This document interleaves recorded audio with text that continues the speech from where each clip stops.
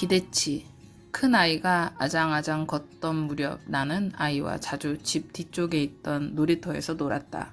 썩 좋은 시설은 아니었지만 그래도 시소, 그네, 미끄럼틀 등이 소소하게 있어서 아이와 놀기 충분했다. 시소는 목사님이 같이 나가면 내가 안고 태우기도 하고, 또는 혼자 아이와 있을 때는 한쪽에 아이를 앉히고 그 아이와 시소를 잡고 내가 시소를 올렸다 내렸다 하면서 탔었다. 아이가 어렸으니 내 무릎에 앉아서 그네도 탔다. 미끄럼틀은 내가 올라가기엔 약해 보였고 어린아이에겐 아직 높다고 생각해서 내가 손을 뻗어 닿을 수 있는 높이까지만 올려서 태웠다. 그때 나는 우리 큰아이가 어려서 혼자 시소, 그네, 미끄럼틀을 못할 줄 알았다. 처음 그 놀이터에서 놀 때는 분명 버거웠을 테지만 내가 간과한 것은 아이는 매일매일 성장한다는 점이다. 또한 매일 나와 놀이터에서 놀면서 그 시설들을 이용하는 방법을 터득하고 있다는 사실을 간과한 것이다. 어느 날 아이는 나보다 빨리 뛰어 미끄럼틀로 향했다. 그러고는 계단을 향해 잽싸게 올라갔다. 나는 아이가 다칠까봐 놀라서 위험해! 라고 외쳤지만 아이는 이미 미끄럼틀을 신나게 타고 내려온 후였다. 그때 아이는 신나게 미끄럼을 타서 즐거워했고 그런 자신을 엄마에게 보여줘서 뿌듯해했다. 단지 놀래서 충격을 받은 것은 나였다. 또한 아이가 그만큼 잘한 것을 인지 못하고 지나치게 아기처럼 대한 내 모습에 부끄러웠다. 나는 큰 아이의 성격과 발달 상황을 잘 안다고 생각했지만 그 나이에 할 수 있는 것에 대한 기대치가 굉장히 낮았다는 것을 깨달았다. 6월부터 우리는 여름 성경학교에 관해 아이들과 어른 성도들에게 광고했다. 포스터도 만들고 동네를 돌아다니며 전단도 돌렸다. 이번에는 등록비를 100페소씩 받기로 했다. 물론 모든 아이가 자유롭게 여름 성경학교에 참석하게도 해봤다. 많은 때는 200명 정도 모였던 해도 있다. 그러면 사진 찍기에는 좋으나 의미 있는 배움과 교사와의 친밀한 교제 면에서 그다지 효과적으로 보이지 않았다.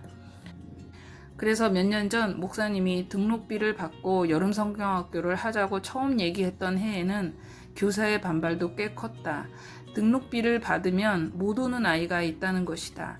그래서 주일은 모두가 올 수 있도록 열려 있지만 여름 성경학교는 등록한 아이에게 집중해서 말씀을 가르치고 사랑으로 섬기는 방향으로 하자고 설득했다. 첫 해에는 달란트 모은 것을 등록비로 받기도 하고 현금으로 50페소 받기도 했다. 그 다음 해에는 현금 50페소만 받았다. 그리고 물가 상승으로 아이들이 하루 간식만 50페소 이상 쓰는 것을 알고 이번 해에는 100페소를 받았다. 목사님은 100페소를 받고 애들이 좋아하는 잘리비 점심 등으로 몇 배로 더 잘 먹이고 잘해주자고 해서 순종은 했지만 나는 몇 명이 100페소를 내고 올지 다소 걱정을 했다. 아니나 다르게 첫 한 달 동안 등록한 아이는 10명에 불과했다. 우리 교회 학교에는 학년마다 2~3명의 교사가 있고 2분의 전도사님이 함께 교회 학교 사역에 집중한다. 만약 10명만 참가한다면 아이들보다 교사가 훨씬 많은 것이다. 그래서 불안한 마음을 목사님께 내비쳤더니 목사님은 10명이라도 좋으니 그 아이들을 극진히 여기고 최선을 다해 섬기자고 했다. 그리고 목사님은 기다려봅시다 라며 불안해하는 나를 토닥였다. 100페소에 대한 목사님의 기대치보다 나의 기대치가 매우 낮았던 것 같다. 여름 성경학교에 참석하는 아이들을 위해 100개의 선물 세트를 후원하겠다는 성도가 있었는데 그때만 해도 20명 정도 등록한 상황이었다. 아무래도 무료면 모를까 100명이나 100페소를 내고 올까 싶어서 50개만 후원해달라고 부탁했다. 그러자 그 성도님은 부족하면 언제든지 말하라며 50개를 후원해 주셨다. 아이들 간식도 처음에는 성도들이 100명 예상하고 주스와 과자도 미리 사다 주셨다. 한국에서 티셔츠 사업을 하시는 분께서 아이들 주라고 150벌의 티셔츠를 후원해 주셨다. 해외 근로자로 나가 있는 성도나 일을 하는 성도들은 헌금으로 간식비를 후원해 주셨다. 다들 100페소의 등록비와는 상관없이 많은 아이가 올 것이라는 기대치가 있었고 그에 비해 나는 기대치가 낮았던 것 같다. 아무래도 내가 성도들보다 믿음이 약한가 보다. 그 와중에 목사님 건강검진차 한국에 나왔다. 그래서 한국에 방문하기 전 강습회에서 배운 여름 성경학교 프로그램 중 교사들이 자원하는 부분을 맡기고 그 교사들을 보살피고 훈련하는 것은 2분의 전도사님께 부탁드렸다. 그리고 우리는 한국에 방문한 것이다. 사실 두 전도사님이 모두 교회 학교 사역의 베테랑이어서 여름 성경학교를 잘 준비하시리라 믿었다. 하지만 한국에 있는 동안 교사들의 준비하는 모습을 사진과 영상으로 보면서, 그리고 한국에서 돌아와 직접 내 눈으로 본 교사들의 훈련된 모습은 나의 기대치를 100배 이상 뛰어넘었다. 모두 각자 배정된 공간을 직접 꾸미고 가르칠 내용을 숙지해서 리허설까지 했다.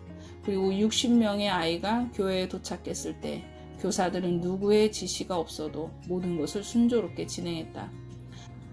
밤 늦게까지 모여서 여름 성경학교를 준비하고 그런 교사들에게 저녁을 직접 요리해서 먹이고 교사들이 잘 가르칠 수 있도록 지도한 전도사님들의 노력도 나의 기대치보다 월등히 높았다.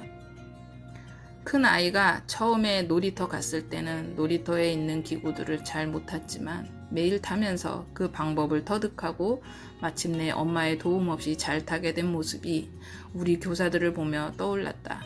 처음 교사를 시작했을 때는 분명 어리기만 했지만 매주, 매달, 매년 그들도 내가 인지하지 못한 사이에 훌쩍 자라서 책임감 있고 성숙한 교사로 성장하고 있었다는 것을 깨달았다. 그들의 성장이 너무 감사해서 마음 같아서는 뭐든 다 해주고 싶다.